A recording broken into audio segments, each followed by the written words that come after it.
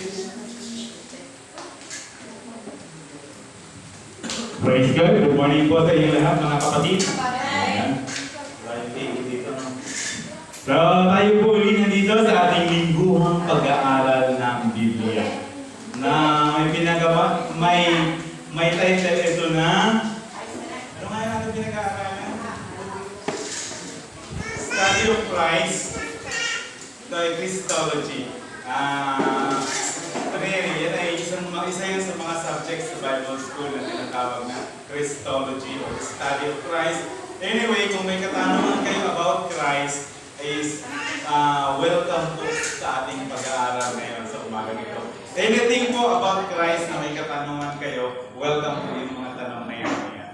So, nung mga nakaraan, marami na tayong napag-usapan tungkol sa ating Panginoong Yeso Cristo. Ngayon naman, ang ating pag-uusapan ay ang kanyang pagkamatay. Yung kamatayan ng ating Panginoong Yeso Cristo. Then kung aabutin pa ng oras natin, yun naman kanyang pagkabuhay. Ayan. So, yun yung mga pinag-aaralan natin. Tayo muna yung manalangin.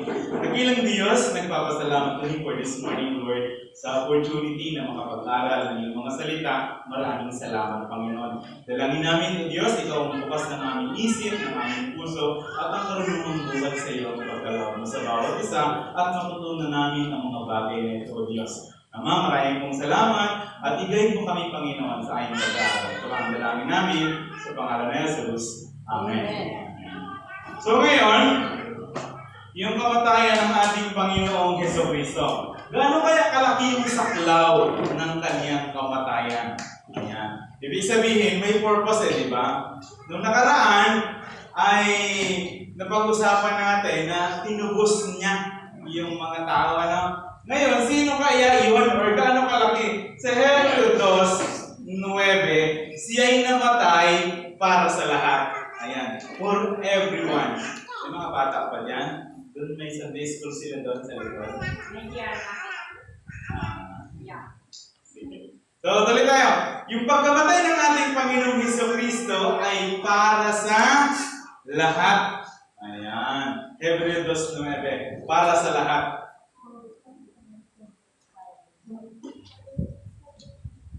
Tapos pangalawa, siya ay namatay para sa buong sanlibutan. Ayan. Sa aklat ng unang Juan 2, verse 2. Chapter 2, verse 2 ng unang Juan, siya ay namatay para sa sanlibutan. Basa na tayo ng isa. Sa 1 John chapter 2, verse 2. Apo.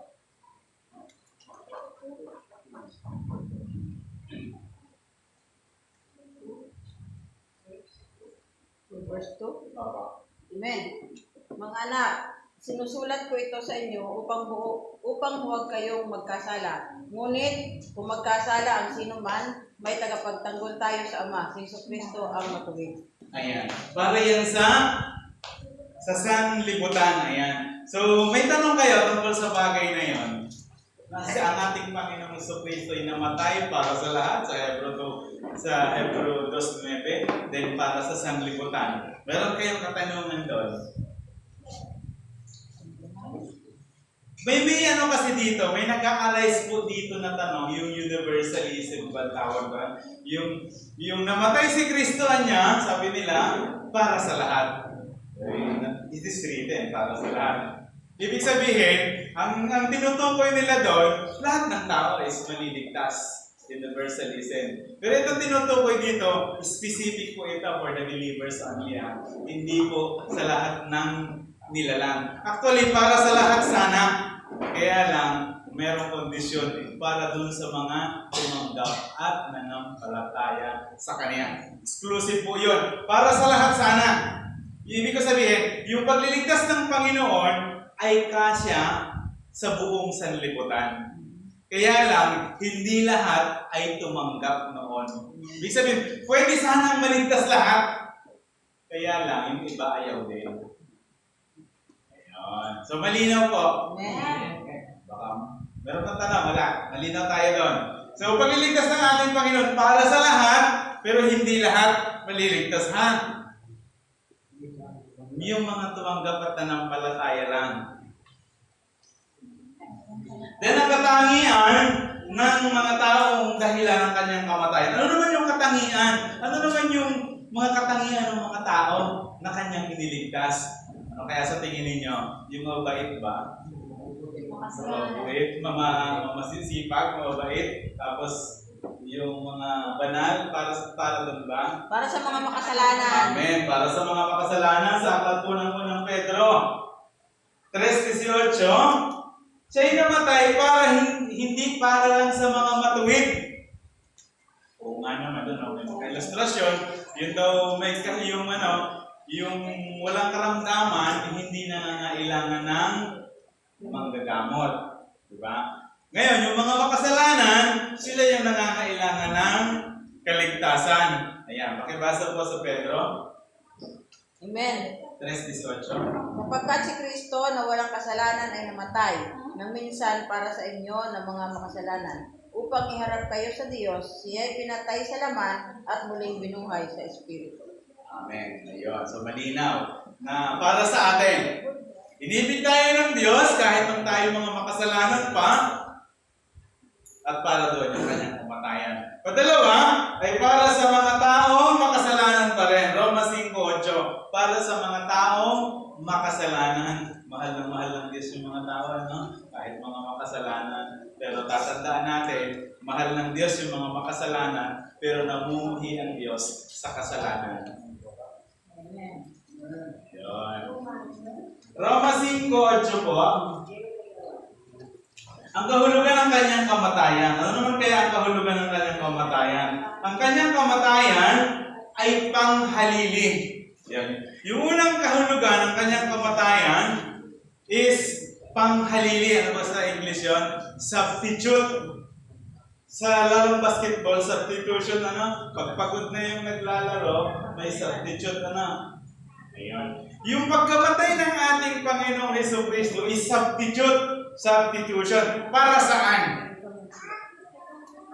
Para saan? Bakit kailangan i-substitute? Para sa atin.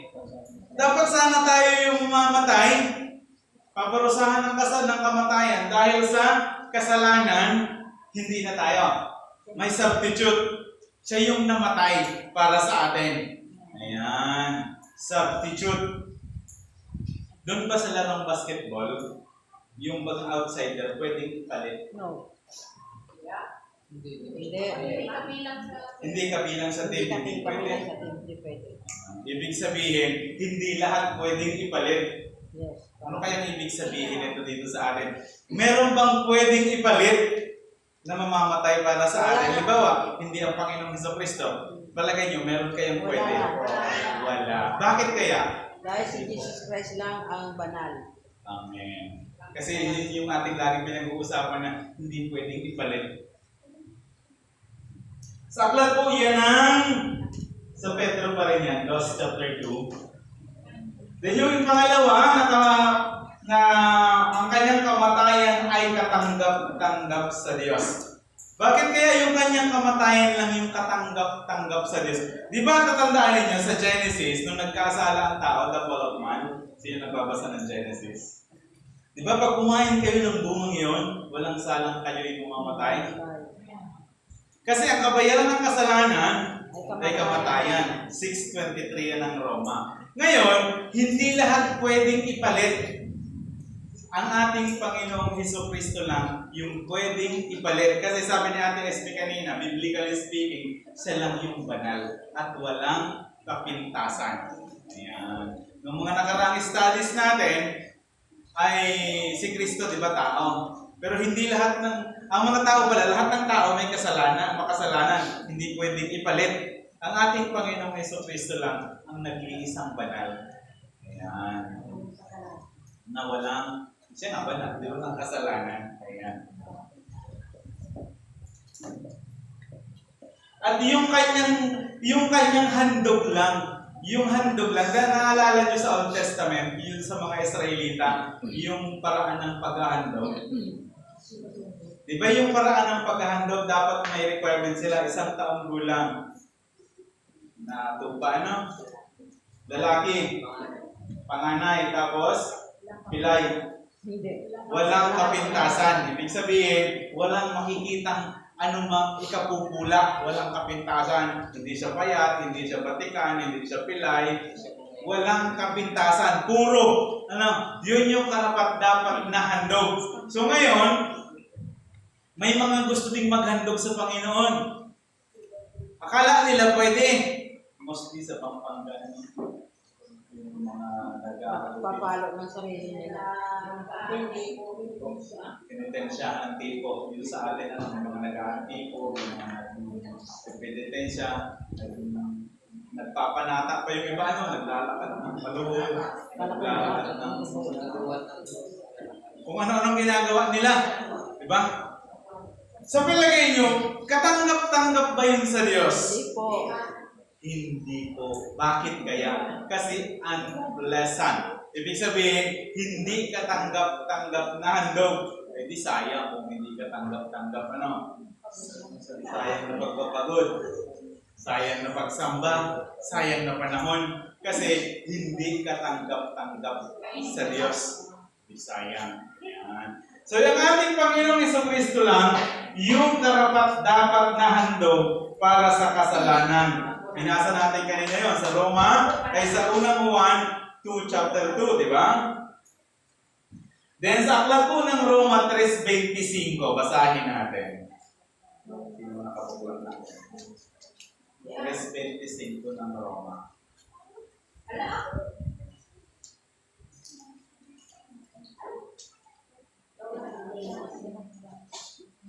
Amen. Amen. Roma 3:25, siya ang inialay ng Diyos bilang handog, upang sa pamamagitan ng kanyang dugo ay mapatawad ang kasalanan ng lahat ng mga sumasampalataya sa kanya. Ginawa ito ng Diyos upang patunayang siya ay matuwid, sapagkat noong unang panahon ay nagtimpi siya at pinagtiisan ang mga kasalanang nagawa ng mga tao. Amen. So, sa ating Panginoong Jesucristo lang yung pwedeng handog para sa kasalanan. Wala nang iba. Ibig sabihin, ang alam niyo po ang tao, gumagawa yan ng paraan eh. Maraming ginawa ang tao na paraan, nagawa na nila yung mga buting gawa, nagawa na nila yung mga relihiyon, pero hindi po yun katanggap-tanggap sa Diyos. Ano yung katanggap-tanggap lang? Yung alay ng ating Panginoong Jesucristo, yung kaniyang buhay. Ayan. Yun lang yung katanggap-tanggap na handog para sa kasalanan. Then yun din lang yung pwedeng itakip sa kasalanan. Malalim na Tagalog yata yun. Yung itakip sa kasalanan, yung pang-cover, para hindi makita. Halimbawa, ito, diba pinipinturahan, hindi natin nakita yung semento. Yung dun sa mga asa, kapag ikaw may 3 hulog na natitira, tatakpan mo siya, makakaloan ka ng bago. Tama na. Alam ko yun eh. Yun. So yun yung pantakip. Ibig sabihin, yung mga nakalipas, pag tinakpan mo, mababaliwala na. Ayun. Pantakip, cover. Ibig sabihin, pag may takip na, hindi na nakikita yung tinakpan. Tatapos na yung record, Diba, ito yung listahan, pininturahan mo ng white. Wala nang nakikita. Yung dugo lang ng ating Panginoong Jesucristo ang pwedeng itakip. Ngayon, pag tayo nananalangin, ganito, mananalangin tayo sa Diyos, makasalanan tayo, hindi tayo dirigin ng Diyos, Dahil makasalanan tayo. Kasi sabi sa Isaiah, yung kasalanan natin yung nagiging hadlang, parang hindi marinig ng Diyos ang ating dalan. Ngayon, para tayo makalapit sa Diyos, andyan yung dugo ng ating Panginoong Jesucristo. Nakatakip ngayon. Ang nakikita na ngayon, siya, hindi na tayo. Amen. Ayun. Napalitan na. So ngayon, pwede na tayong manalangin. Sabi sa Hebreo, na pwede kayong tumawag ng ama ko. Kasi dati hindi. Kasi iba yung tatay dati, sabi nung linggo, nag-aaral ay doon sa mensahe, yung tatay ng mga makasalanan, yung John 8:44 ba gayon? Ngayon, dahil sa ating Panginoong Jesucristo, Nagbago. Ano na yung nagbago? Yung ating kalagayan. Bakit? Yung ating dating kalagayan na makasalanan, galit ang Diyos sa kasalanan, tandaan natin, ngayon natakpan yun. Kanina sabi natin, substitute siya na. Tapos yung kanyang dugo, yun na yung pantakip sa kasalanan, panglinis kumbaga. Ayun. So wala nang matitira. Yung mga kasalanan natin, pag hilingi natin ng tawad, binura na. Because of the blood of Jesus Christ. So meron kayong katanungan? Wala na. Wala po. Ako lagi nagtatanong kung meron kayong tanong kasi medyo mabilis ba yung ating discussion. Ayan. Ang kaisipan po ng yung kamatayan ng ating Panginoong Hesukristo, ang author nito ay ang Diyos Ama. Para saan? Para dun sa reconciliation, pakikipagkasundo ng tao at ng Diyos. Reconciliation. So, pagka may nag-away yung magsyota, sino may girlfriend dito? Actually, ito, nakatingin. Uso yan, yung merong yung gift offering pa yun. Diba? Nagtampuhan. May dala-dalang cake, diba? May ganon. Nasubukan mo yun, Angelo? Yes! Peace offering ang tawag doon. Yes! Di ba meron ganon? Yung peace offering, para kayo magkasundo, may handog, di ba? Ngayon, pagka tinanggap na ng babae yung handog ng babae ng lalaki, Peace na sila. peace na sila. Peace offering ang tawag doon. Ayun. Sa Old Testament, meron din peace offering. Naghahandog yung mga Israelita para sa kasalanan, para makipagkasundo sila sa Diyos. Pero ulit-ulit yun. Every year. Kasi every year nagkakasala. Pag every year nagkakasala yung lalaki, lagi tamang-tampo yung babae, di ba? Everyday. Ako lagot. Tama naman yun, everyday. So ngayon, para sila magkasundo, may peace offering, may handog. Yan yung kamatayan ng ating Panginoong Hesukristo. Yan yung handog para sa kasalanan. Para magkasundo sino? Ang Diyos at ang tao. Magkaaway ba sila dati? Dahil po sa kasalanan, itinuring tayong kaaway ng Diyos. So kailangan merong peace offering. Kailangan merong handog. Yan yung kamatayan ng ating Panginoong Hesukristo. Siya yung handog sa ipagkakasundo ng tao at ng Diyos. Ayan. Peace offering. Ang tawag doon ay ano ba ang tawag doon sa iba? Reconciliation sa pakikipagkasundo ng tao at ng Diyos. Ayan. Siya yung handog sa ipagkakasundo. Ibig sabihin,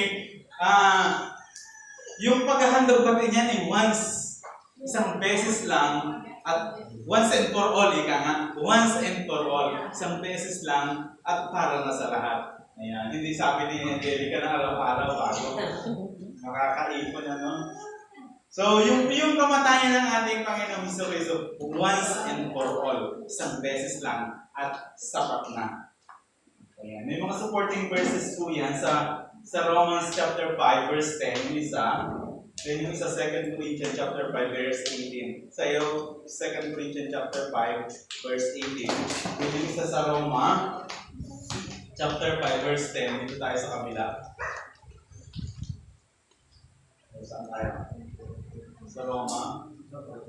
Dito tayo. Roma chapter 5 verse 10.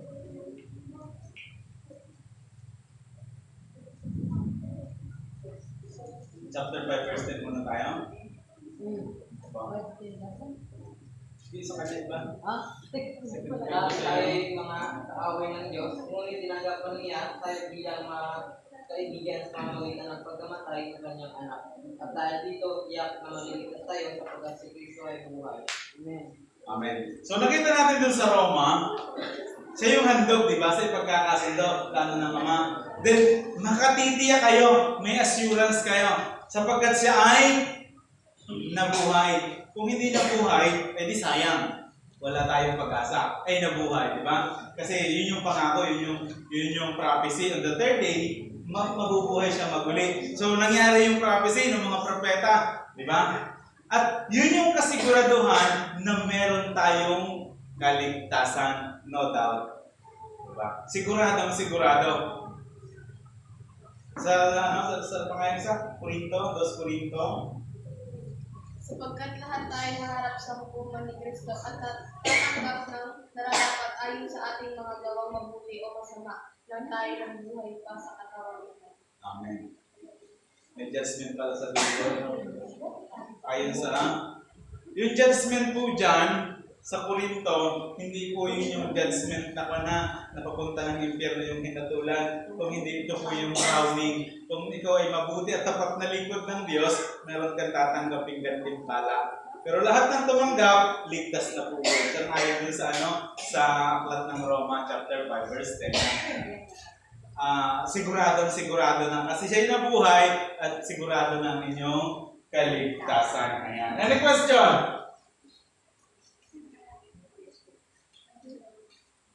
Yung pong kamatayan ng ating Panginoong Hesukristo ay pagpapalaya, to set us free. Saan kaya tayo lalaya? Di ba yung dati nating kalagayan, alipin tayo, ng kasalanan.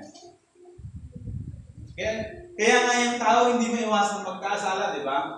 Kasi dati siyang alipin ng kasalanan. Ngayon, dahil sa kamatayan ng ating Panginoong Hesukristo, siya ay malaya na. Ayan, set us free. Sa aklat po ng Galatia chapter 3, verse 13, pinalaya tayo mula sa ilalim ng kautusan. Galatia chapter 3, verse 13. Di ba yung doon sa Old Testament, merong kautusan doon, yung 5 book of law. Memorize po yan ng mga Levites, ng mga Pariseo. Memorize nila yan. At dalubhasa sila diyan. Ngayon, kapag ikaw, ano bang ibig sabihin kung ikay nasa ilalim ng kautusan? Nasa ilalim ng sumpa. Kasi ganito po yun. Wala daw namang kasalanan kung walang kautusan.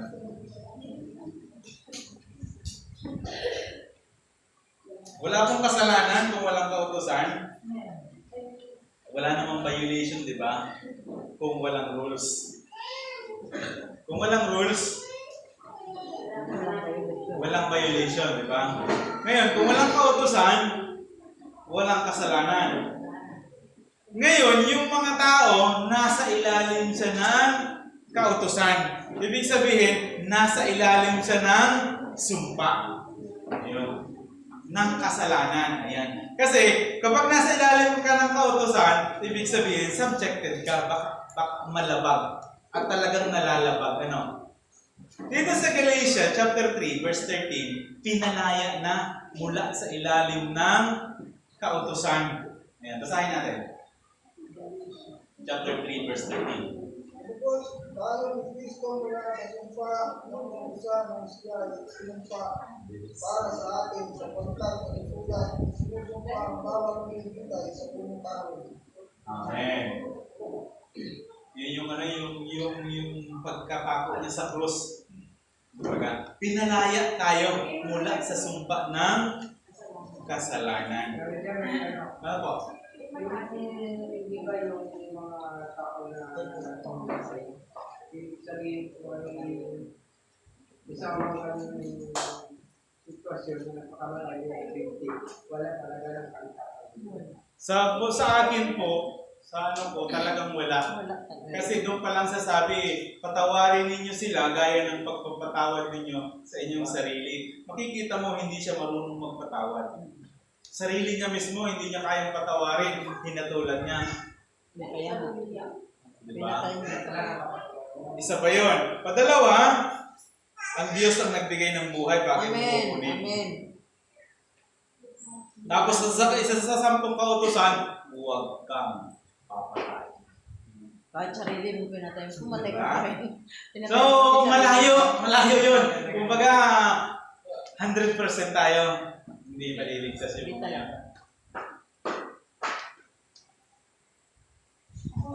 Sige po.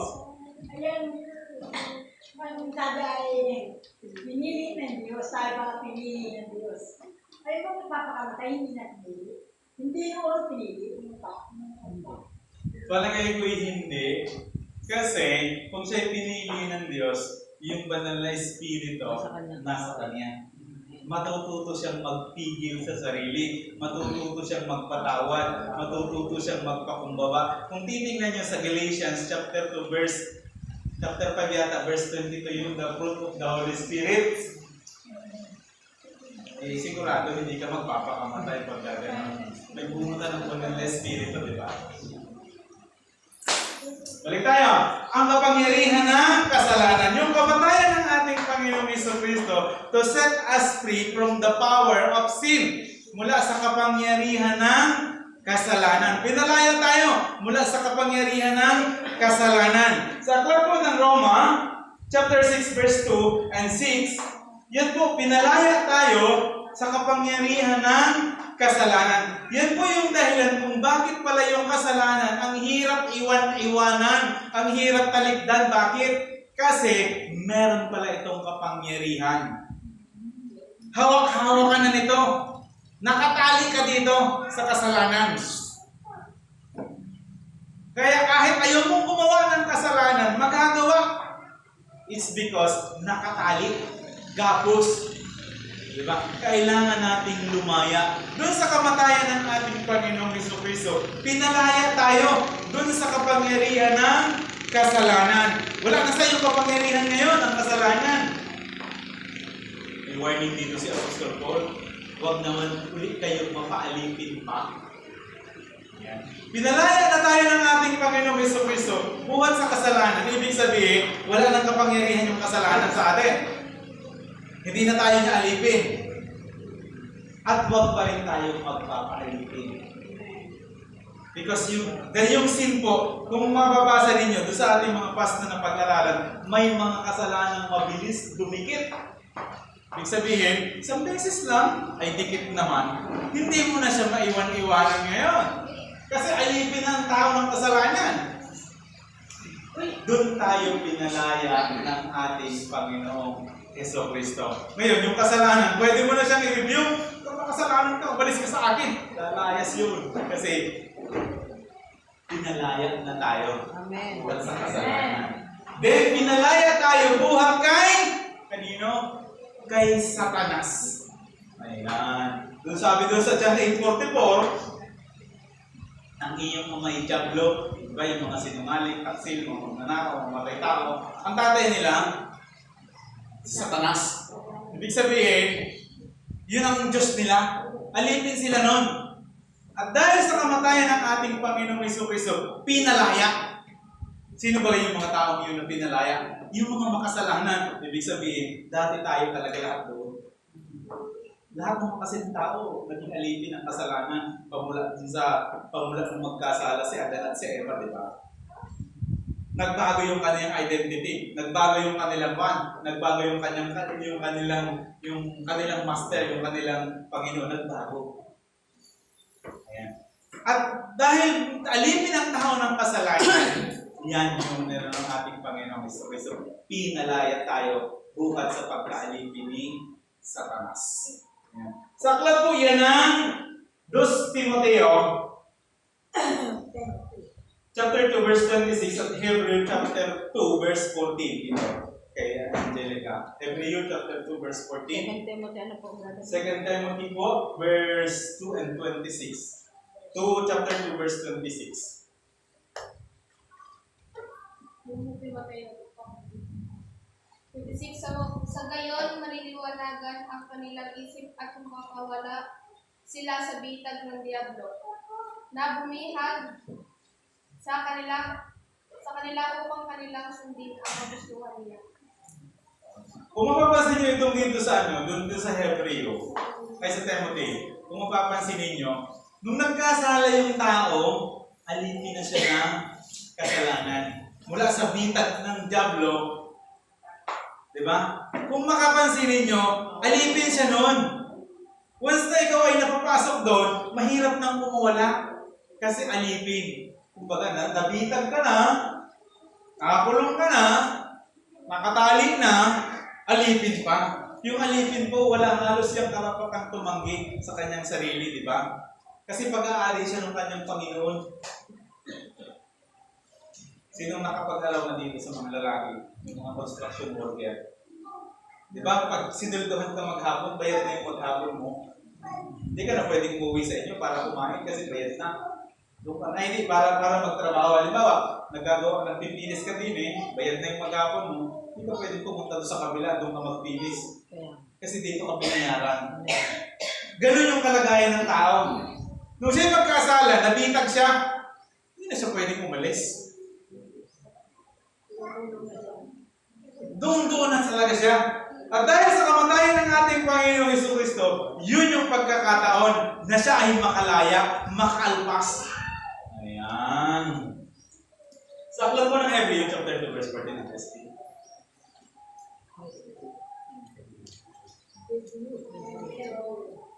Ano po, brother? Hebrews chapter 2 verse 14. Amen. Dahil sa ang mga anak na tinutukoy niya ay tao. Naging tao rin si Jesus at tulad nila ay may laman at dugo. Ginawa niya ito upang sa pamamagitan ng kanyang kamatayan ay mawasak niya ang dyablo na siyang may kapangyarihan sa kamatayan. Amen. Pati pala yung kamatayan, di ba? Yung panakot po kasi ng dyablo is kamatayan. Sinong hindi takot mamatay? Lahat ng tao takot mamatay, di ba? Lalo na yung walang pananampalataya. Ngayon, dahil sa kamatayan ng ating Panginoong Jesucristo, tinalo niya yung kamatayan. Kasi alam niyo po kung bakit takot ang tao mamatay? Because of sin. Yung kamatayan, yung kasalanan kasi, ang kapangyarihan ng kasalanan ay kamatayan. Yung authority ng kasalanan, kamatayan. Pag nagkasala ka, siyempre may kamatayan ka pala. Ngayon, kung wala nang kamatayan, wala ka nang katatakutan. Diba? Nung nagkatawang tao ang ating Panginoong Jesucristo, napagtagumpayan niya yun kahit yung kamatayan. At sa ganitong paraan na ipakita niya yung tagumpay na napagtagumpayan niya ang dyablo para sa atin. Ibig sabihin, lubos tayong lumaya. Sa lahat. Sa kasalanan, sa kamatayan, pinalaya tayo ng Diyos.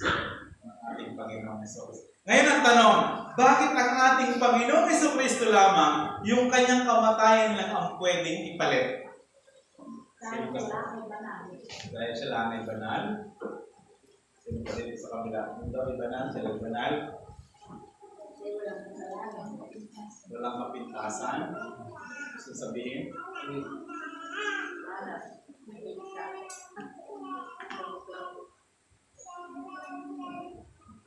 Siya lang kasi yung pwede, ano? Wala naman talagang iba. Kasi, kung meron tayong ipapalit, hindi aabot dun sa standard ng ating Diyos. Ang tangang Panginoon, Jesucristo lang ang pwede.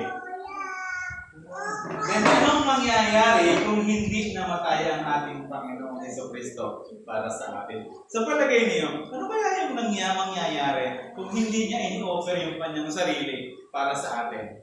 Tayo po ay bubuhay ng Kasalanan pa rin? Bubuhay lang naman kasalanan pa rin? Bandang huli. Kung hindi ini-offer ng ating Panginoong Jesucristo yung kanyang sarili, ano kaya yung mangyayari? Magulo?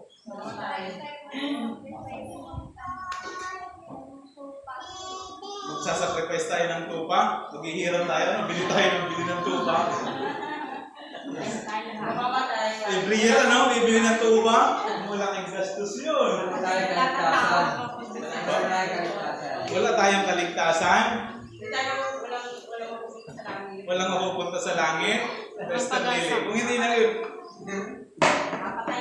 papatayin na tayo. Walang magbabago. Wala na magtatanggol sa atin. Walang na magtatanggol sa atin.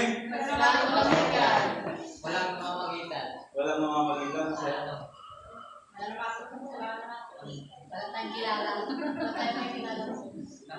Sige, wait lang. Hintayin natin. Walang pag-asa. Dito, walang pag-asa. Walang pag-asa. Yun yung pinakasakto, ano? Walang pag-asa. Walang lunas. Para kang yung cancer na stage 4. Hihintayin mo talaga, bumili ka ng lote. Kasi doon ang punta di ba? Wala na ibang pag-asa yan, is peaceful. Di ba? Ganun yung kalagayan natin. Kung hindi inialay ng Panginoon ang kanyang sarili, wala na yung pag-asa. Parang na tayo. Di ba? Wala na talaga. Hopeless ang tao. All humanity. Sayang. Di ba? Walang pag-asa. So, salamat sa ating Panginoong Jesucristo. Binigyan tayo ng pag-asa. Ayan. Any question? May tanong kayo?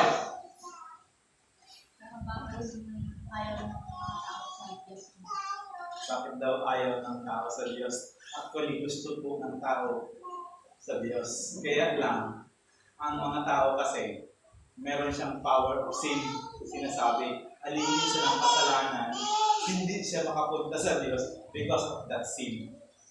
Hindi siya ay alimin na lang. Because of that sin, hindi siya makalapit sa Diyos. Ngayon ito ba yung nangyayari? Nananalangin din naman. Doon po kasi sa aklat ng Genesis, kung matatandaan ninyo, dinaya ng Diablo yung dalawa si Adan at si Eva. At kumain ka ng bunga ng punong ito, ay magiging parang Diyos ka. Yun yung kanyang gustong mangyari. Gusto ko din ikaw maging Diyos. Ngayon, yung kanyang thinking kasi, kaysa maniwala sa Diyos, gusto ko din naman maging Diyos. Yun yung isa sa dahilan kung bakit hindi sila makalapit sa Diyos. Hindi kasi nila gusto din nilang maging Diyos. Sabi mo iba, ako ikaw ang Diyos ng sarili ko, gagawin ko ikaw ang gusto kong gawin. Parang ganun yung nangyayari, di ba? Pero because of Jesus Christ, magkaroon tayo ng pag-asa. Dating hopeless tayo, meron tayong pag-asa dahil sa ating Panginoong Jesucristo. Ayan. Naisip nyo, kung hindi kaya nabuhay ang ating Panginoong Jesucristo, halimbawa lang, di ba yung prophecy, hindi nangyari, hindi siya nabuhay, meron kaya tayong pag-asa? Wala din. Diba? So, mahalaga yung kanyang kamatayan, mahalaga din yung kanyang pagkabuhay na mag-uli. Ayan. Nabuhay ulit siya on the third day. Ibig sabihin, nangyari yung prophecy. Yun yung nagpatunay na tama yung Old Testament. Tama siya yung sinulat ng mga apostol. Diba? Yun yung katibayan. Alam niyo po yung mga founder ng mga religion, thousands of religion sa buong mundo. Lahat ng founder niyan namatay. Hindi nabuhay.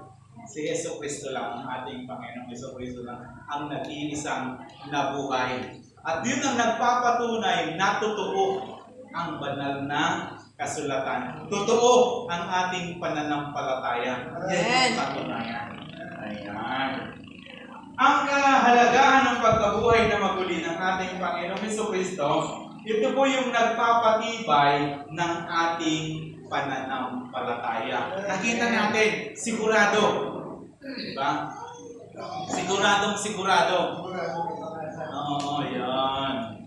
Sa aklat po yan ng Corinto, chapter 5, ay chapter 15, verse 14 and 17. Hindi na natin bubuksan. At nagpapatibay ng ating pangangaral. Yung mga apostol, nangaral sila. Napansin nyo, nung kasama nila ang ating Panginoong Jesucristo, di ba magkakasama sila? 3.5 years ata yun. Nag-mission sila. Kasama. Hindi sila ganun kalakas ang loob. Tapos nung namatay ang ating Panginoong Jesucristo, nawalan sila ng pag-asa. Yung mga mangingisda, nagbalik uli sa pangingisda. Nagbalik sila sa dating trabaho.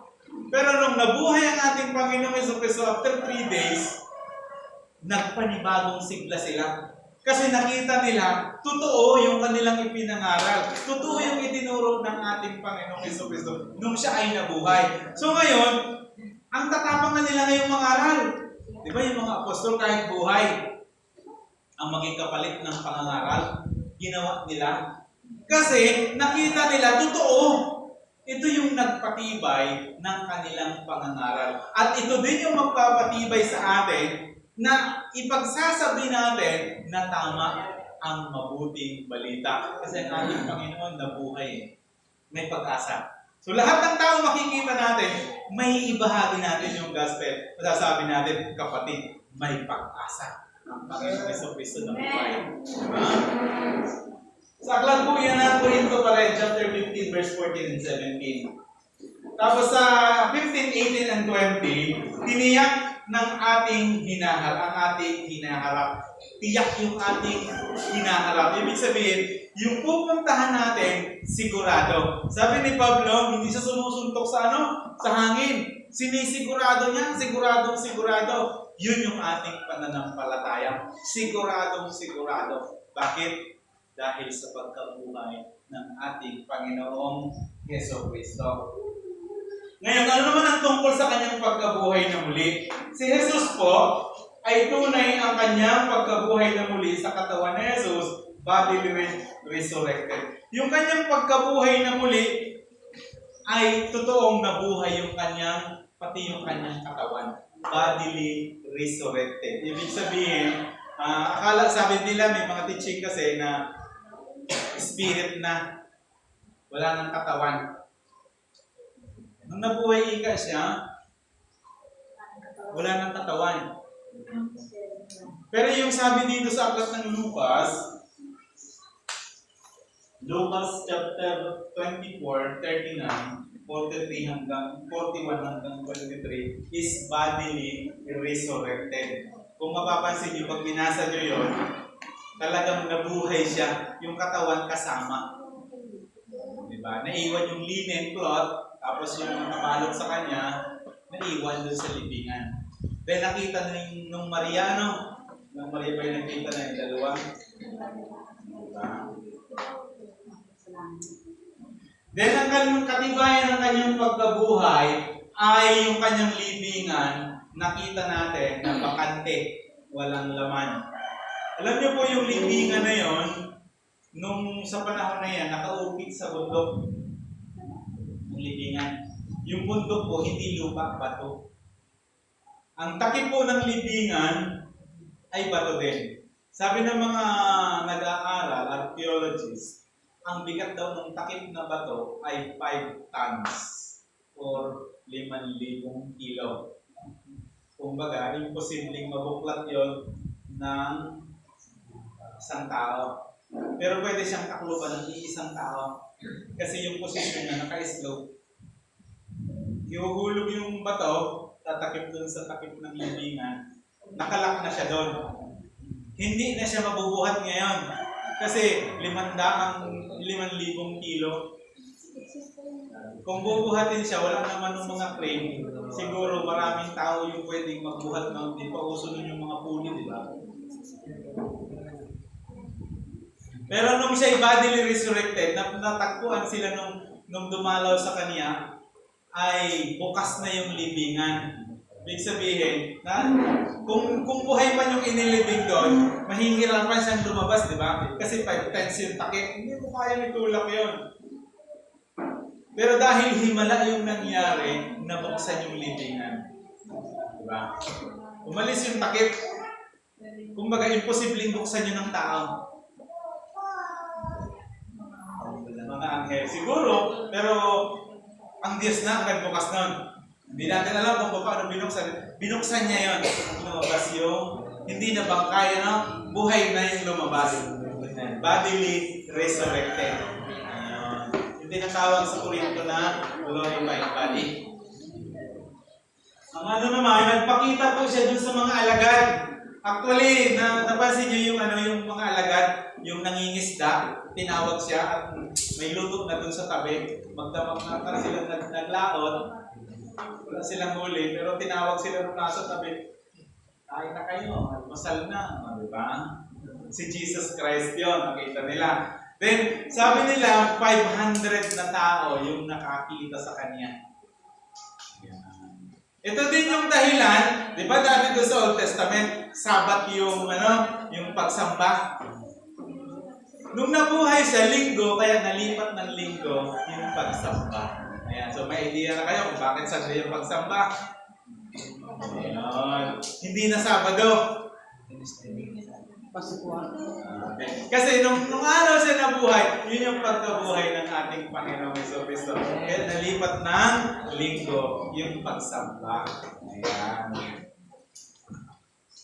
Ang bunga ng kanyang pagkabuhay na muli ay pagbabago ng buhay ng mga alagad. Yun yung complete transformation, di ba? Dati kasi, naniniwala sila doon sa kanilang guro, naniwala lang, may mga taong ganyan eh. Tinuruan ko ng tinuruan, naniwala lang.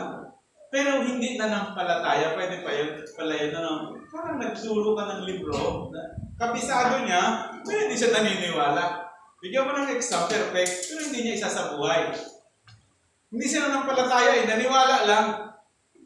Hindi niya sinasabuhay. Pero nung nabuhay na muli ang ating Panginoong Jesucristo, nagbago yung buhay ng mga alagad. Yung sinasabi ko nga sa inyo kanina, kahit kamatayan, inasuhog nila. Kasi alam nilang totoo yung kanilang ipinapangaral. Totoo yung nangyari. Sila yung naka-witness na nabuhay ang ating Panginoong Jesucristo. Ngayon, hindi kaya maaaring magkaroon ng pandalaya o patotoo? Palagay nyo. Kasi ito yung ginawa ng mga Roman soldier at the time. Alam niyo po yung libingan ng ating Panginoong Jesucristo, may bantay po itong Roman soldier sa labas. Kasi yung prophecy, mabubuhay siya magmuli. Yung mga Romano, naniniwala din na mabubuhay siyang magmuli. Kaya lang, ang gusto nila i-disprove. Kaya pinabantayan nila doon sa labas ng mga Roman soldier. Anong ibig sabihin? Yung Roman soldier, sanay po silang 24 hours na mulat. Doon sila training. At ano yung kapalit? Kapag nakatakas yung kanilang binabantayan, sila yung kapalit. Ibig sabihin, bibitayin sila, kapalit. Ganun kahigpit yung bantay, kaya imposibleng nadaya yung mga apostol. Ayan. Kaya totoong-totoo yung nangyari. Ayan. Ng pagkabuhay ng ating Panginoong Jesucristo. Tayo ay manalangin. Pagkilang Diyos, nagpapasalamat kami for this morning, Lord, sa aming talakayan. Maraming salamat po, Diyos. Nawag, Panginoon, ang mga katutuhan ng aming natunghayan ay maging bahagi na ng buhay namin bilang mananampalataya, O Diyos. Ama, dalangin din namin na naibahagi namin sa iba ang gospel o ang mabuting balita, O Diyos. Ang pagkasang ibigay mo sa amin ay maibahagi din namin sa iba. Ama, ito ang aming dalangin sa pangalan ni Jesus. Amen. Amen.